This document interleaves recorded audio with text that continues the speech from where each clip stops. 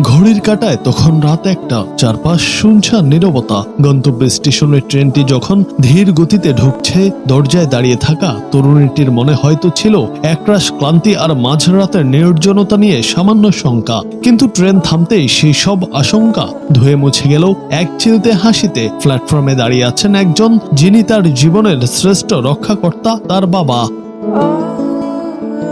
সম্প্রতি সামাজিক যোগাযোগ মাধ্যমে ভাইরাল হওয়া একটি ভিডিওতে দেখা যায় দীর্ঘ প্রতীক্ষার পর বাড়ি ফিরছেন এক তরুণী, কিন্তু ফেরার সময়টি ছিল গভীর রাত। বাবার কানে যখন খবর পৌঁছালো যে মেয়ে মাঝরাতে একা স্টেশনে নামবে, তখন আর ঘরে স্থির থাকতে পারেননি তিনি। শুনশান স্টেশনে মেয়ে কিভাবে একা ফিরবে, এই চিন্তায় ট্রেন পৌঁছানোর অনেক আগেই প্ল্যাটফর্মে হাজির হন বাবা। ভিডিওটিতে দেখা যায় ট্রেন থামার সাথে সাথেই পরম মমতায় মেয়ের হাত থেকে ভারী সুটকেসটি নিজে টেনে নিলেন তিনি। মেয়ের মুখে তখন স্বস্তির হাসি আর বাবার চোখে প্রশান্তি।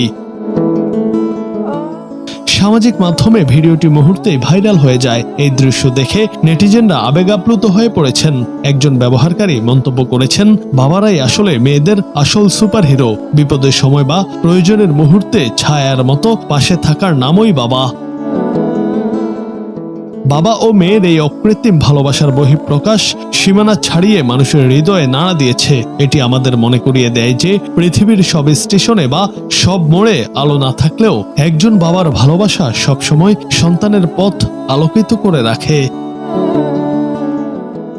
জুনায়েদ আহমেদ, বাংলা টিভি।